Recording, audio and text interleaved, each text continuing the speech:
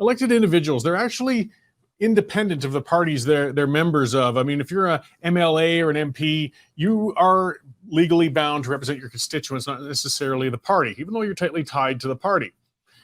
So MLAs, MPs, they can be ejected from their own parties if they cross too many lines, but there's no legal obligation of any kind for an elected official to support the policies of a political party. And that's the way it should be. Elected officials must be free to be able to put the interests of their constituents ahead of the interests of their party. If only they did that more often. Now, Prime Minister Trudeau, that's something you don't hear from me very often. Prime Minister Justin Trudeau is correct in distancing himself from a bizarre and rather outrageous policy resolution proposed and accepted by the Liberal Party membership at their last convention. Their policy calls for Ottawa to, and this is in quotes, explore options to hold online information services accountable for the veracity of material published on their platform and to limit publication only to material where sources can be traced. Now, in other words, what they're saying with all that word salad there is they want to ban publication of news stories that are based on anonymous sources. Now, Canada's protection of whistleblowers is already terribly weak, and it forces government operatives with a conscience to either stay silent when they see government malfeasance or to leak information in what they feel is the public interest. Now, a few of them are going to leak if their anonymity can't be protected. Anonymous sources, I mean, they're important. They expose some of the atrocities committed in the Vietnam War by American soldiers. I mean, that helped change some of the tone on things, as well as the government efforts to cover it up. Anonymous sources also brought improper national security agent surveillance activities that had been conducted against U.S. citizens and foreign officials to light in 2013. The government had overstepped, and anonymous sources exposed that. And of course, who can forget the Watergate scandal? Well, that never would have been exposed without anonymous sources. Currently in Canada, somebody well connected with CSIS has been leaking document after document on Chinese Communist Party interference in Canadian elections and affairs, while the government's ignored the issue. And so it's a little wonder that authoritarians in any government and the Liberal Party of Canada loyalists want to ban the use of anonymous sources and stories. It doesn't make such a ban right, though, or feasible. Such a policy would surely turn the national press against the Liberal government, finally, and it would likely be found to be unconstitutional once it hit the courts, and it would. Even Trudeau knows this, even Trudeau. And with uncharacteristic clarity, he said that policy is not a policy we would ever implement. Thing is, though, that puts the Prime Minister at loggerheads with his own party.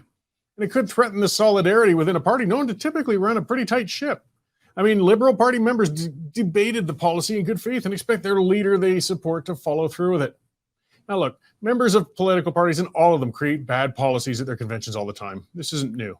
Conventions tend to be dominated by activists within the parties, and their resolutions can often be unrealistic. Usually, though, political leaders will just quietly ignore the bad policy resolutions and hope the members will be satisfied with that. It's unusual when a leader has to come out swinging and condemn their own party's policy before the ink has even been dried on the resolution, though. And that's just how bad this Liberal Party notion is. Policy resolutions, though, do reflect the leanings of party stalwarts, even if they may never actually make it into government bills. The Trudeau government has been at war with the free press for years, so it isn't surprising that Trudeau's supporters felt emboldened enough to pass a policy calling for something as absurd and intrusive as trying to ban the use of anonymous sources and stories. Almost every move by the Trudeau government in the last few years has been focused on the control of citizens, whether through illegalizing types of hunting firearms or bills to control media, such as C-18 and C-11, which are solutions looking for a problem. And those bills are threatening free expression and free press. The government's obsessed with trying to control national messaging, and they've pushed those bills through, despite criticism from press, academia, and even some of their own senators.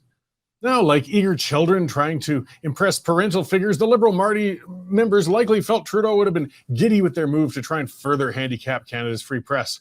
They didn't realize how far out of bounds they were going. Instead of being applauded by their leader, they found themselves chided by him.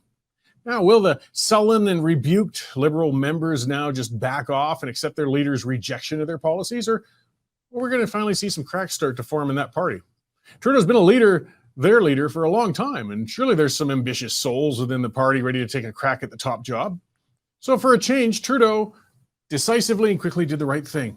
And ironically, that might be the beginning of the end of his worship status within the Liberal Party. Hell hath no fury like that of a Liberal member scorned. Well, that's what's got me with the federal news today and seeing what's happening. So we will see how that goes over with his party members. I can't see them being too amused with that. You put that time in, you have the debate in, and then within days, the Prime Minister said, no, we're not doing what they say. Well, what's the point of being a member?